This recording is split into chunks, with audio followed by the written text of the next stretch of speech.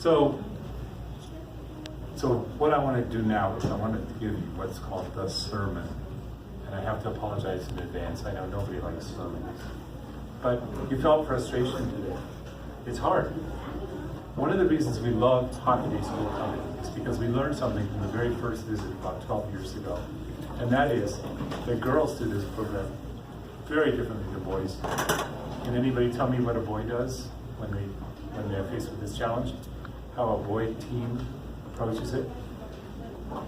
They probably don't think about it and discuss it first. They just start doing it. Exactly. They will start hoarding stuff. They'll start grabbing things. They'll grab things from each other. They make a little collection of junk in front of themselves, and then they each start trying to do it individually until they realize that if you divide the stuff in that tub, if you thought it was bad now, imagine if you divided it 4 ways and then tried to make a pop. It's not going to work. So I want to talk a little bit about your superpower. Your superpower, of course, is being women. And being women is really important. And I know you probably hear this all the time. But I work at Los Alamos National Laboratory, and I talk to women scientists who work here. And it's not easy for a lot of them.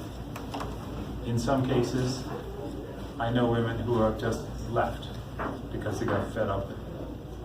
It's very likely, no matter what you do in life, whether it's in science or whether it's in arts or whatever you want to do, you're going to be in a world that you're going to have to deal with men. And oftentimes, unfortunately, even 10 years from now, when you're thinking about moving into careers, if you're following through school, you're going to find that a lot of managers are men. A lot of your workspace people are men. A lot of people you're in committees with or you have meetings with are men. And men work differently than women do. So I want you to understand that there's nothing wrong with being a woman, first of all, and that a team is going to work better if everybody on the team doesn't look like everybody else. That's just a fact. No matter what the committee is trying to do, if the committee is trying to support a public school, a PTC meeting or something like that, or if the committee is trying to invent a nuclear weapon, the more voices you get at the table, and the more different those voices are, the better it works. So, you have a superpower, and it's being female. There are people here at the lab who struggle in their labs because the men around them are expecting them to be a certain way. There are also women in the lab who tell us that their job is like grease lightning. It's so much fun, it's so easy, because either they're working with a lot of women, or the men understand how women work. And men have to be taught this. This is not something that doesn't come naturally to us as people. We don't understand. We are programmed differently. And so, as you go out there into the world, if you get pushed on, particularly by a man, speaking as a man, I want you to push back.